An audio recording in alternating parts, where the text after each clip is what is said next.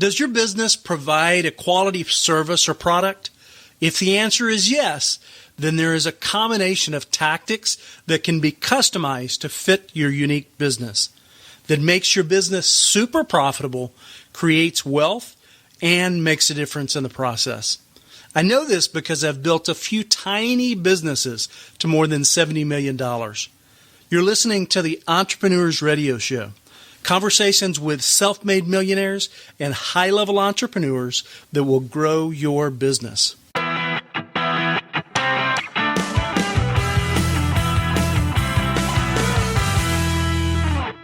Hey, it's Travis Lane Jenkins. Welcome to episode number 110 of the Entrepreneurs Radio Show, a production of RockstarEntrepreneurNetwork.com, where each and every week I connect you with rockstar business owners that explain their journey to success and what's been the key principles to finding those high levels of success as an entrepreneur. Now, I do this because I want to constantly illustrate that successful business owners are just everyday people that stayed committed to taking action or taking focused action each and every day. Now, today I'm going to introduce you to Jamie Walker. Before we get started, I want to say thank you for the 5-star rating and review in iTunes to Ron the Rafter. Ron wrote outstanding interviews of top-tier entrepreneurs. Ron went on to write a very detailed review. Ron, I really appreciate the rating, the review, and the feedback. Thank you, my friend. It means a lot to me. Right now, I'm going back to some of the old reviews because I don't think I did a good job of saying thank you to everyone. And those of you that are leaving reviews more recently, hang in there, my friend. I will get to you, and I will personally say thank you for that. Just in case you don't know, writing a review does help us reach more entrepreneurs just like yourself. So if you find value in the show, I'd really appreciate it if you just take a few minutes, leave us that review and rating, and tell me how we're doing. And then, of course, I'll recognize you on air by saying thank you. One last thing before I get started, I want to remind you there's 3 ways you can take these interviews with you working out or driving or however you want to do it. It's through iTunes, Android, or Stitcher. Just go to RockstarEntrepreneurNetwork.com, click on the iTunes, Android, or Stitcher button there on the menu, and it will take you directly to the show where you can subscribe. Now that we've got all that stuff out of the way, let's go ahead and get down to business. Without further ado, welcome to the show, Jamie. Hi, thanks so much for having me. I'm excited. I have a question for you. Sure. Can you give me kind of the background of what got you to where you're at and helped you find the success that you're having right now? Yeah, absolutely. I was working at a PR and marketing agency here in San Francisco. And during my time there, I was also, just out of a passion of mine, teaching boot camps and yoga classes before work. And then through that endeavor, I realized that it was much more of just a hobby. And it was really something that I, could turn into a thriving business. And from there, I took my passion and created an online fitness and health community, fitapproach.com. I really was able to take my passion and combine it with business and doing something that I love. So that's really how it all began.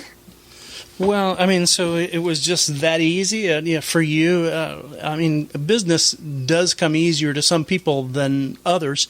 So just it started with an ideal and bam, you made the decision and it's been smooth sailing, or was it a constant straight up trajectory for you, or what?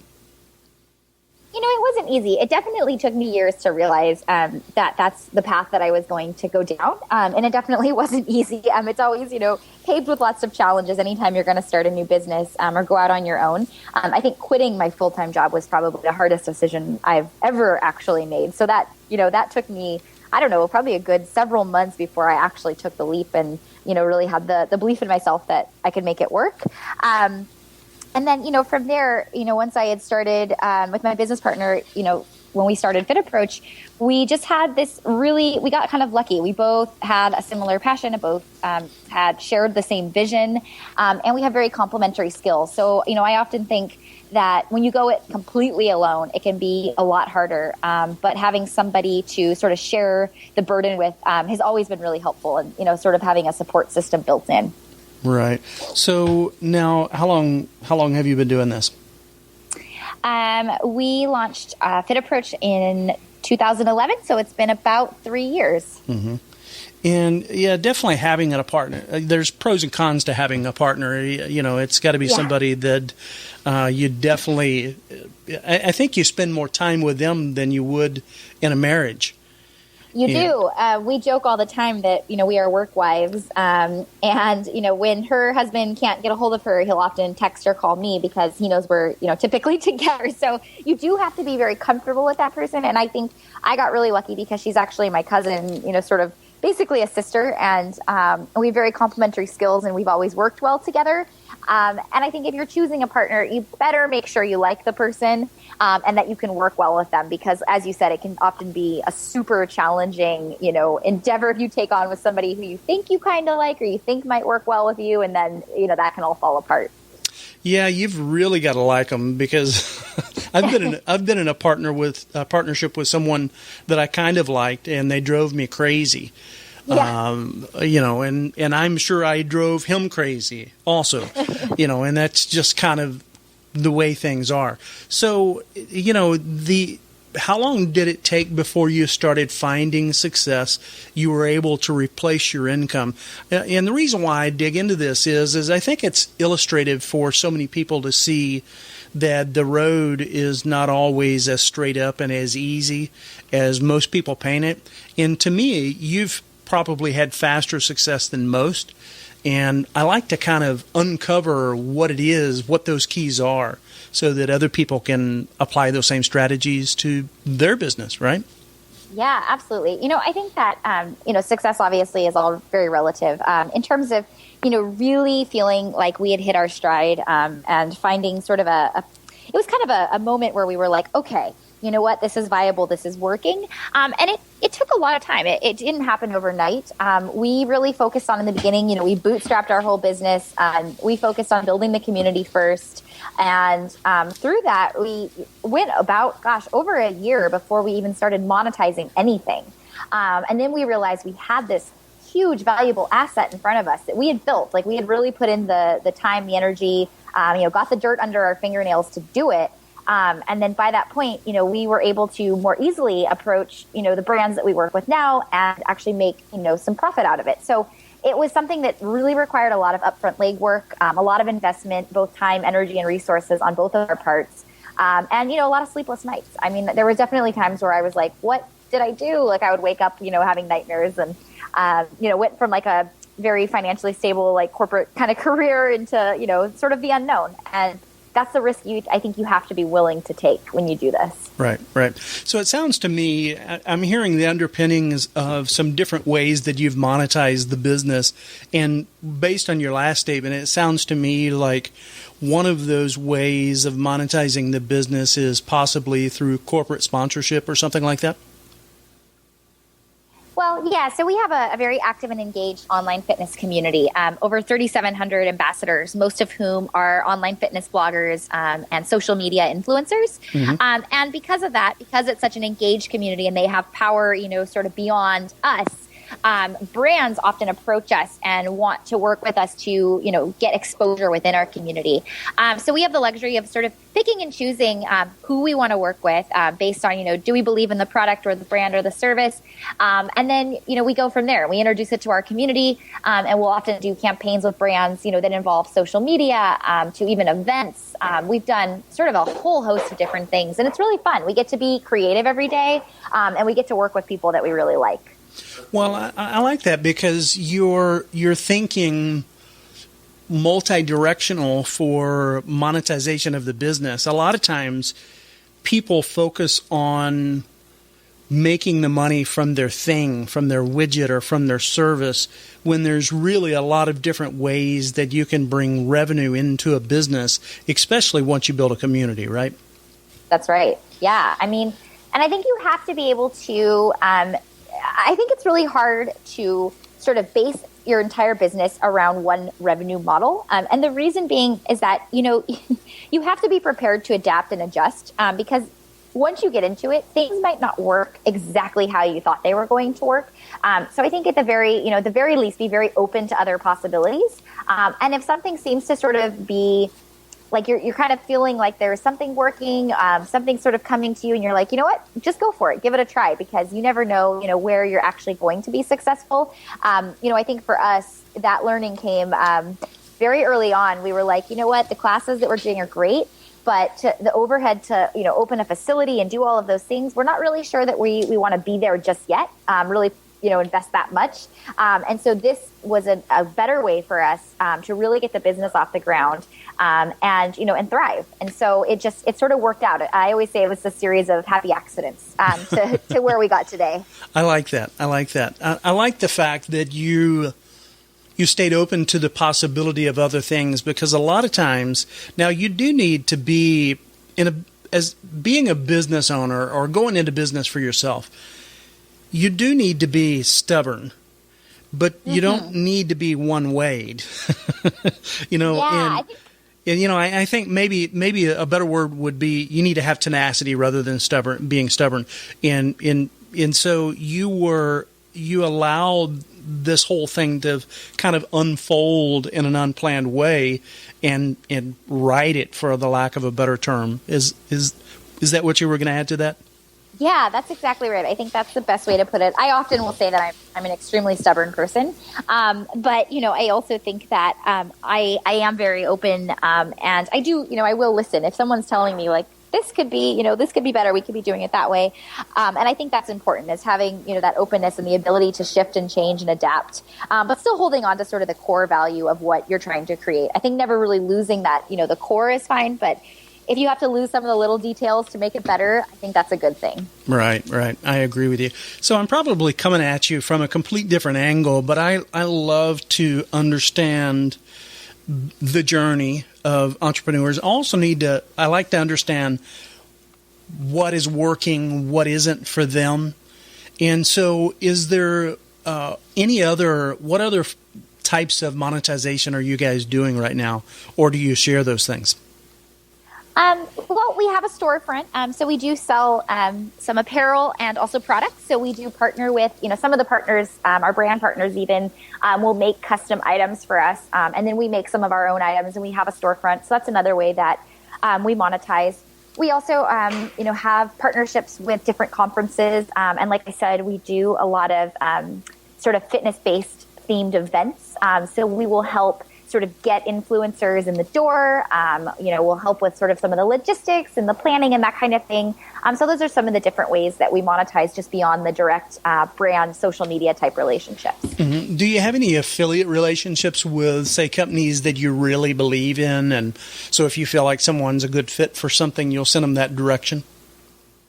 Oh, yeah, absolutely. We have a ton of those. Actually, most of the partners that we work with, that we've been working with for a long time, we treat more like partners rather than customers. We're not, we don't see ourselves as a vendor. We really see ourselves as partners and sort of providing our services and getting our community excited about the things that we're excited about. Because, like I said, we have the luxury of being able to really pick and choose whom we want to work with and, what brands we feel really passionate about. That's, the tactics that you're using are really advanced. I'm really impressed for you to be. Does some of this lateral thinking, does some of this come from the PR world, or, because this is not 1 year, 2 year, 3 year stuff that you're talking about? Yeah. It's, I think so. I was in a creative agency environment before. And, I think while I was there, I learned a ton. I mean, I owe a lot of credit to, sort of having been born and raised in that agency environment and really learning, the ins and outs of actually working with small companies. I worked with a lot of startups, while I was at the agency. And so I think I learned just by watching, how business was done and the things that worked and didn't work. And also being able to, just really think creatively, because that's one of my favorite things to do. I love to create. I'm sort of a marketer at heart. I love to think about different ways to do things, how to get people excited about things. And it's just kind of in the makeup of our company and of both, myself and Elise, my co-founder. Yeah. Well, one of the things that I like, that I want to key in on that you talked about is when I mentioned the affiliate relationships, you said with your vendors, you view them as partners. And so what I've learned over the years as a business owner is I want my vendors, and I also tried to treat them like a partner. I wanted them to smile when they saw me calling. I wanted them to take my call. And so I always made sure they were taken care of in a variety of ways. And it was, it's very much like a marriage, just like with your partner in business too. And so when these people see that it's you calling, you have that level of rapport. Most people make the mistake where they treat vendors just like another vendor, right? Yeah.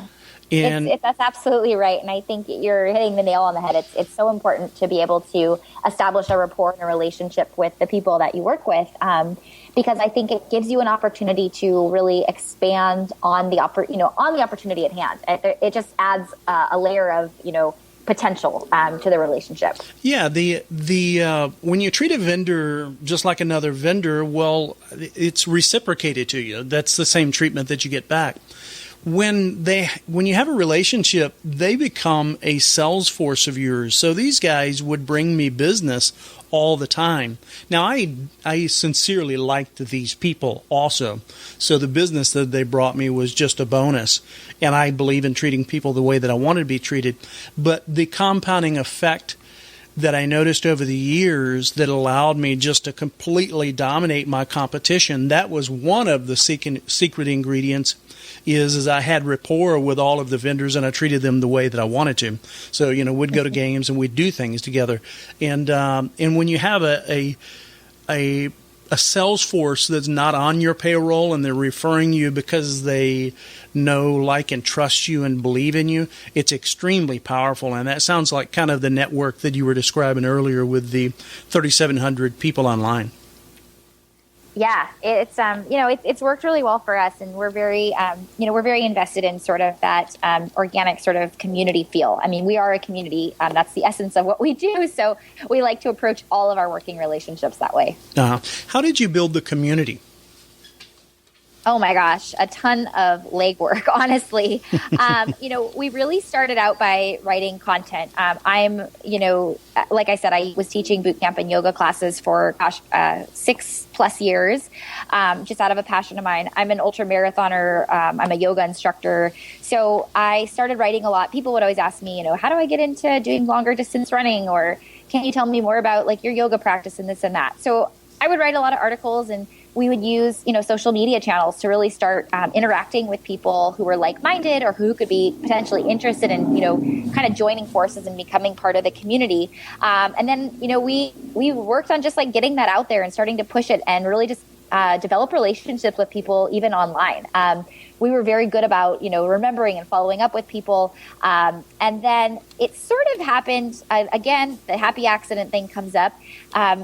Our community really grew sort of very quickly, all in sort of 1 week. I put up this story about a race I had just completed, and I'd had a really frustrating experience with another racer on the bus, and he was sort of judging a book by its cover, and I was wearing some sort of pink and pigtails and all kinds of things, and it was a really tough course, and so he was giving me.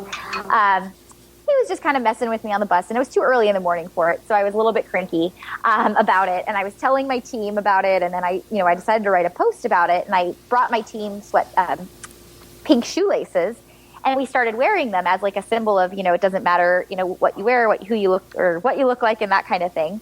And the shoelaces kind of took on a life of their own, and that's really where our community felt tied to. That story, the shoelaces themselves, they became like a symbol for, you can be whatever you want to be, despite who you are, what you look like.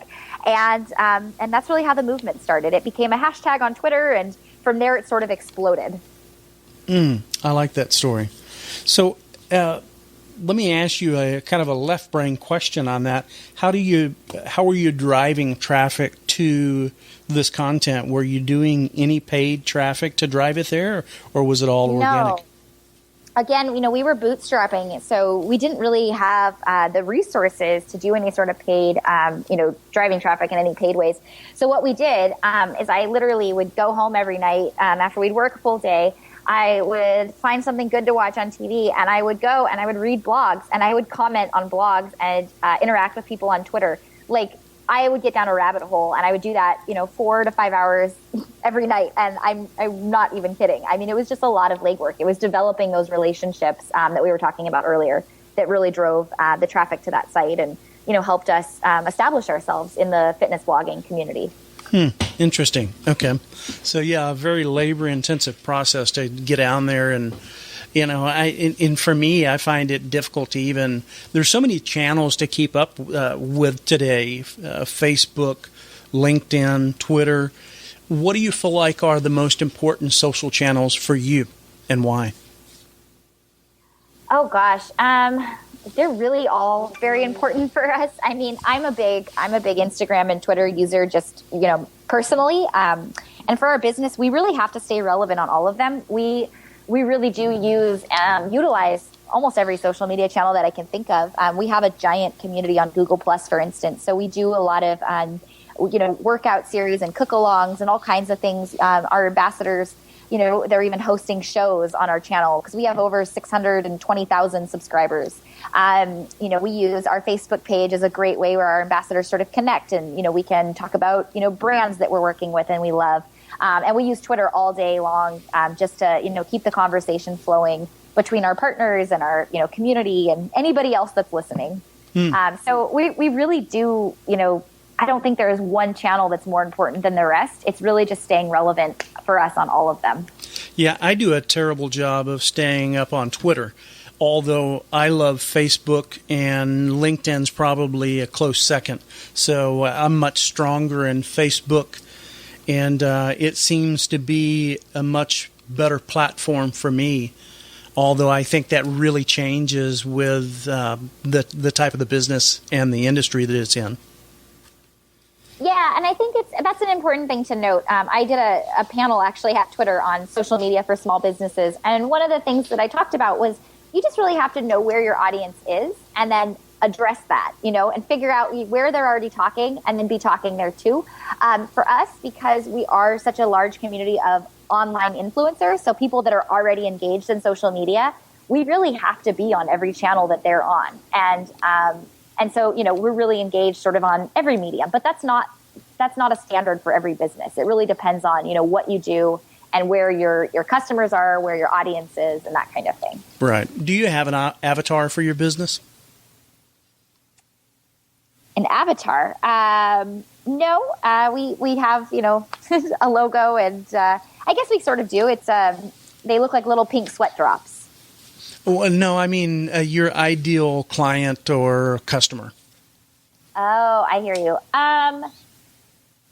It's somebody that shares the same values as we do. We sort of look for people who are, into being healthy and fit, but, with a balanced attitude about it. So not just from our community perspective, but also with the brands that we work with. So we try and stay away from anything that's super extreme. We love working with people that also, they sort of share our same values about social media. So they like working with our community, and they understand the climate that we work with. And like I said, we get to be pretty choosy about who we work with.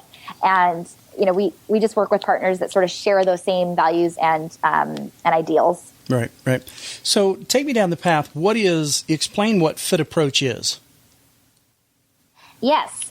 So Fit Approach is an online health and fitness community. And it's, basically we have over 3,700 brand ambassadors. They all wear our sort of signature calling card, sweat pink shoelaces. And we're a social media engine for brands. So we help brands connect with online influencers in a very organic and meaningful way. Oh, you cut out. Say that last part again. Oh, and we're also a marketing and social media engine for brands. We help brands connect with online influencers in a very, meaningful and organic way. Interesting. So the basic way that I understand that is the evolution of commercials, and I don't want to say this in a way that makes everything about selling product or pushing something, but I think the traditional form of commercial has gone away, and it's much more the sponsorship is kind of baked into the message or the show. And now, of course, it obviously has to have alignment, and you got to believe in them and all that other stuff. So I'm not trying to cheapen the message in the process. But is that a fair way of looking at it from my perspective? Yeah, sort of. I think it's more about, because we're an opt-in sort of community, I feel like it's a little bit less advertorial, because we do invite our ambassadors, our community, they can opt in or opt out to work with a particular brand. Mm-hmm. They're not obligated to work with each and every brand that we throw their way. If they're not into it, we don't want them to work with it. We want it to be organic and something that they're actually excited about. Because when we provide those opportunities, we find that the engagement is much, much higher if it's something where somebody is like, you know what, I really, really, really have wanted to try this, or I really love this company. I'm so happy to be working with it. So, it is a little bit less advertorial than that, I think. Yeah, I think advertorial has a little bit of a misleading edge to it, because advertorial is almost put together under the guise that it's a column. Unless you catch down at the bottom that it's or at the top that it's an advertorial, right? And that's borderline misleading. Where I think if someone had a support problems with their feet and they're in a running community, and you can and the content that you're putting out, the helpful content that supports runners, as an example. And you can connect them, or it's sponsored by someone that provides a legitimate solution. I think that's a more organic way of doing it, and it's not interruption marketing, and I think it's ethical also. Yeah, absolutely. The way we approach it, and the way that we tell every brand that wants to work with us is, we want it to be something that, people are actually passionate about. We don't want to get in the business of, becoming sort of one of those sort of cross, kind of just like cross promotional marketing channels where we're just promoting every product that, we'll pay. Because that's not fun for anybody. And that's definitely not a business that, we're interested in getting in. Right. Yeah, I completely agree with you. So let's segue into the 3 questions. I'd sent you 3 questions over that I wanted you to think about for a little bit. Are you ready? Yeah, I'm ready. I don't know if you spent any time thinking on this. So the first question was, what book or program made an impact on you related to your business that you'd recommend, and why? Sure. I think one of the books that I really related to, and that we used sort of heavily some of the messages from when we were first getting started, is the Thank You Economy. It's all about sort of conversational marketing and how to speak to your customers where they are. I think it reinforced a lot of the things that I had maybe assumed. And it also taught me a lot of new tactics and, ways to really engage with audience in a meaningful way. And that's by Gary Vaynerchuk. It's a really good read. It's a really quick read. And it's very business oriented, but also gives you a really good grasp for what's changing in our, sort of in the way we do business and the way we market to customers, all through social media. And I think, the way that Gary sort of breaks it down is a really kind of good guide for anybody that's thinking about, their social media or marketing strategy. I agree. I think you guys have gotten that message down pretty well, too. Yeah. So good job. What's one of your favorite tools or pieces of technology that you've recently discovered, if any, that you'd recommend to other business owners, and why? Oh, man. There's so many. I think, if you are, somebody who, needs a social media strategy or has a social media strategy, you absolutely should have tools like Hootsuite so that you can manage all of your channels in one place, schedule things, stay organized, assign team members. It just gives you a whole sort of plethora of tools at your fingertips that you can link all of your accounts to and just easily get your content up. Another tool that we love here internally is really for internal purposes, more for our other company, Sweat Guru, but we use Trello, and it's just a way for us to stay on task, have like weekly checklists, assign tasks to one another. So those are two of my favorites right now. Excellent. Thank you. What famous quote would best summarize your belief or your attitude in business? It's easy. It's something I say all the time. I say forward progress, just keep moving. I think that's what, relates not only when I'm, doing an ultra marathon, but also in business. I think you have to always think about forward progress and you just have to keep moving because you're going to have bad days and, good days. And you have to just sort of, keep moving and just keep making things happen. Yeah, well said. I'm going to throw you a curve. Okay. Do you have any special superpowers that you can share with us? I think I've got some great superpowers. I think my best superpower is probably my ability to connect. I think I was sort of, I was born just the way that it like as a connector. I have a very sort of intrinsic it's in my nature to say, like, I meet somebody. I'm very good also with like names and faces. I almost never forget somebody that I've met, and I will always store something about them somewhere. It just like stores somewhere, and then I'll meet somebody else and I'm like, oh, I should connect you to this person because you guys could help each other.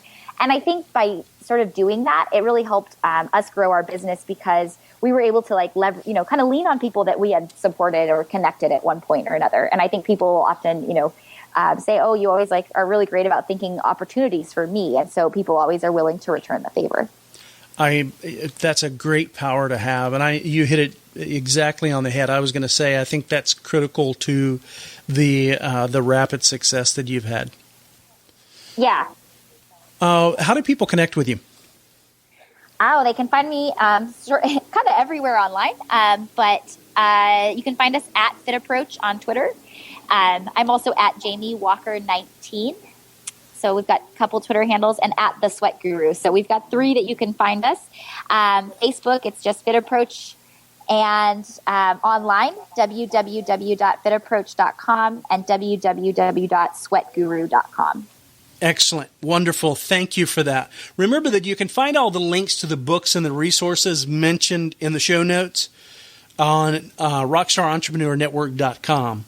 And then you'll just scroll down, find the show that you're interested in looking at the show notes, and everything is right there for you. It's a relatively new site that we've built out that's focused on giving you some resources to grow your business. And also it's some recommendations on people, services, tools, products, things like that. Now, before I close the show today, I want to ask you if you've ever had an outside expert look at your business and tell you what you're missing and what's holding you back. If you're tired of guessing and you want a roadmap, then go to rockstarentrepreneur.network.com. Just click on the offerings button right there on the menu, and then click on the Double Your Profits Business Accelerator. I've created a short video that explains how we go about uncovering what's preventing you from taking your business to that next level and beyond. These are the principles that I've used to build multiple back-to-back million-dollar businesses. My quote for today comes from Mark Twain, and the quote reads, 20 years from now, you'll be more disappointed by the things that you didn't do than by the ones that you did do. This is Travis Lane Jenkins signing off for now. To your incredible success, my friend. Take care.